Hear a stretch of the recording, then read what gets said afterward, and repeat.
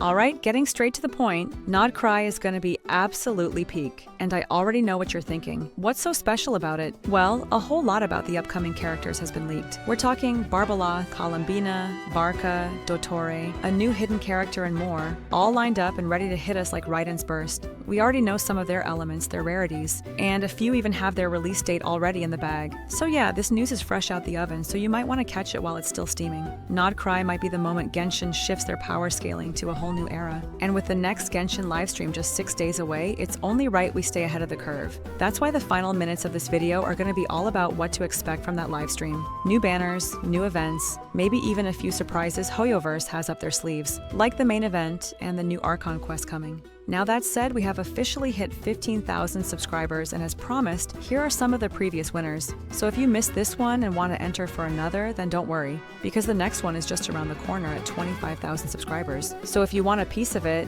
then hit that subscribe button, like and drop a comment down below. The best way to win is by showing your presence in whatever way you can. And hey, if you ever want to top up and save some cash, then feel free to visit my partner U7Buy. They offer the best discount for gaming top-ups. For example, instead of getting the $100 Genesis crystals for $100, why not just get it for $79? All you have to do is enter your UID and boom, it appears in your account. There's nothing to fear as they have strong buyer protection, and as if that wasn't enough, they've got mouth-watering deals on their site. So if you want to save some cash on your next top-up, then use my link in description or pinned comment to save yourself the extra cash. Alright, let's start from the bottom up, just how the leaker laid it all out for us. And first on that list is none other than Durin. Yup, that good old dragon with a bit of a spicy backstory connected to Mondstadt. But here's where things get interesting. Durin is already leaked to be an Anemo character. Yeah, Anemo. Not exactly what you'd expect from a dragon that once brought chaos to Dragonspine, right? Now, we don't have his official model just yet, but according to the Genshin Impact wiki, here's how they describe his human form. Mini Durin has fair skin, dark purple hair that flows down to the back of his neck, and black horns that curve upward from his head. Oh, and it doesn't stop there. He's got massive black wings with deep red membranes, making his appearance undeniably draconic, yet oddly elegant. You can probably already imagine what kind of animations this guy's gonna have. Soaring through the air, Anemo effects swirling around him, wings spread wide. Yeah, it's going to be clean. If Hoyoverse puts in the budget at least. Now for the release date. Yeah, we actually got that leak too. And while it is kind of wild to think about, but also somehow makes perfect sense, Durin is set to drop in patch 6.1. And if you're wondering about his rarity, well, that's where the trail runs cold. That's the one detail the leakers haven't quite nailed down yet. But let's be honest here, if they dare reduce an actual dragon, a literal mythic beast who once clashed with Dvalin, into a 4-star unit, then we might as well start expecting future Archons to show up as free characters. All I can say is, Durin better get the respect he deserves. Moving on to the next character, this is where things get a little too vague for comfort. What we know is that there is going to be a new Geo character, and that they're set to release sometime before patch 6.5. But aside from that, crickets. No name, no model, no lore drops. Honestly, this is just the driest leaked character in the entire bunch, so I won't waste your time pretending this is the next big character. Now, before I dive into the next character, I want to drop some spicy sauce I picked up while recording this. A leaker recently dropped a message saying, "We have a new character in 5.8, but presently we have no info on them." Now, you might remember I teased a potential mommy character in an earlier video, and I know some of you have been hoping it's her, but at this point, I can't say for sure. One thing's for certain though, the moment the news is solid, I'll be here to break it down for you in full. Now, on to the next character, Varka, and trust me, this guy isn't just some random guy. Varka is that guy. People in Mondstadt speak about him with the kind of respect you only earn by doing something truly legendary. Just listen to what some of the characters have to say. Tartaglia literally calls him the Titan of the Knights of Favonius. Barbara? She straight up says there's nothing to worry about as long as Varka is leading the expedition. And Eula? She suspects that Varka was holding back when they sparred, which, let's be real, is wild considering she's no pushover herself. So yeah, it's safe to say expectations are high. He's rumored to be a tall, rugged, and honestly, a pretty handsome male character. And from what we've gathered so far, he's an Anemo 5-star, possibly a sword user. Though, when it comes to his weapon, I'll be honest, that's still a bit blurry.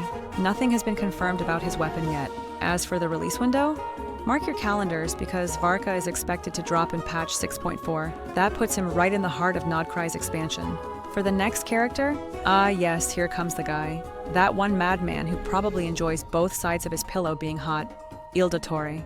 Now let's not even pretend he needs an introduction. If you've played through Sumeru's Archon quest or just played Genshin, you already know the type of aura this man walks in with. Genius, psychopath, manipulator, and somehow still dripped out every time he shows up on screen.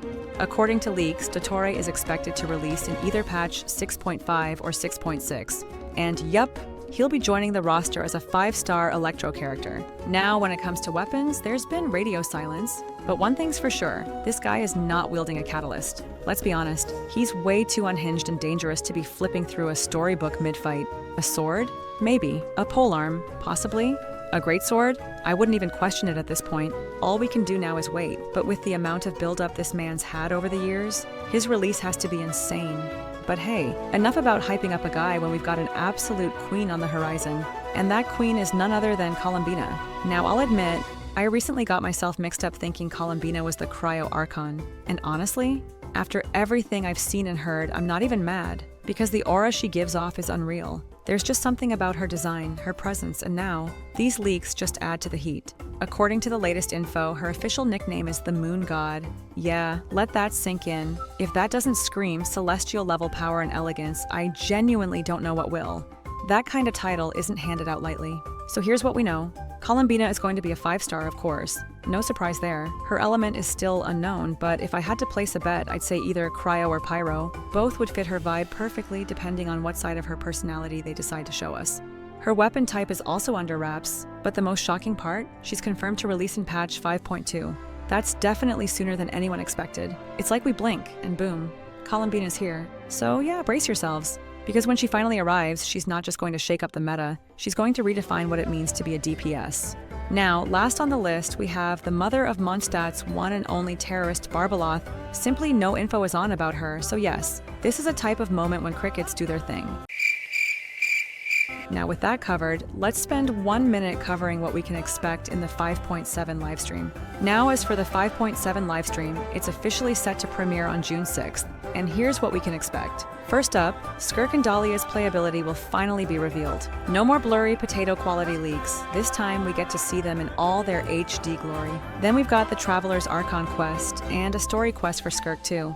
Nothing over the top, but it's always nice to get more lore, especially with Skirk involved. After that, we're expecting the full banner lineup announcement. Based on the current leaks, we might be looking at Skirk and Emily for Phase 1, and Mavuika and Shenhe for Phase 2. Of course, Hoyoverse could change things last minute, but this is the most solid lineup we've got so far. Then comes the new endgame mode, basically an expanded version of the Abyss. It'll have more floors, tougher content, and will reward 480 Primo Gems, along with a ton of artifacts. So yeah, another reason to start building your units early. Now for the final bits. We're also getting a teaser for Nod Krai, and surprisingly, a new Sumeru quest. Why are we going back to Sumeru, you ask? Well, guess we'll have to wait until June 6th to find out. So now I've got to ask, who's on your radar? Is Varka making it onto your pull list, or are you holding out for someone else entirely? Let me know in the comments. And hey, if you want in on the Welkin giveaway, just start a convo down there. Drop your thoughts, your dreams, your Primo Gem plans. If I notice you, well, let's just say your chances of winning might look a little better. Thanks for sticking around to the end, and as always, I'll catch you guys in the next one.